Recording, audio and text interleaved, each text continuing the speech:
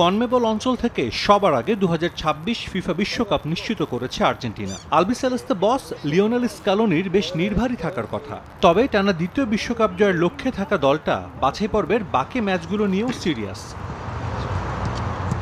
গেল সপ্তাহে বিশ্বকাপ বাছাই পর্বের জুন উইন্ডোর 2 ম্যাচের স্কোয়াড দিয়েছেন লিওনেল স্কালোনি।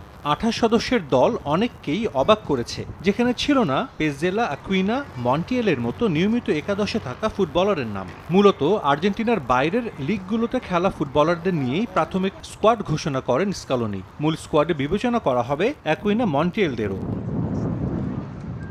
তবে স্থানীয় গণমাধ্যমের খবর, চূড়ান্ত স্কোয়াডে দেখা যেতে পারে অন্তত 2 নতুন মুখ। তাদের একজন এই মুহূর্তে ট্রান্সফার মার্কেটে তুমুল আলোচনায় থাকা ফ্র্যাঙ্কো মাস্তান্তুয়ানো। রিভার প্লেটে খেলা 17 বছর বয়সী এই অ্যাটাকিং মিডফিল্ডারকে দলে পেতে আগ্রহী ইউরোপের বড় ক্লাবগুলো। চলতি মৌসুমে 18 ম্যাচে 7 গোলের পাশাপাশি তরুণ এই ফুটবলারের আছে 4 অ্যাসিস্ট। অনেকেই মাস্তান্তুয়ানোকে মেসির উত্তরসূরি হিসেবেও দেখছেন। তার কারণও আছে। গেল মাসে বোকা জুনিয়র্সের বিপক্ষে সুপার ক্লাসিকোতে তিনি করেছেন চোখ ধাঁধানো এক গোল। আর্জেন্টিনার বয়স ভিত্তিক দলে খেলা এই ফুটবলার আছেন স্কালোনির নজরে, তাই মাস্তান্তুয়ানো জাতীয় দলে ডাক পেলে অবাক হওয়ার কিছুই থাকবে না।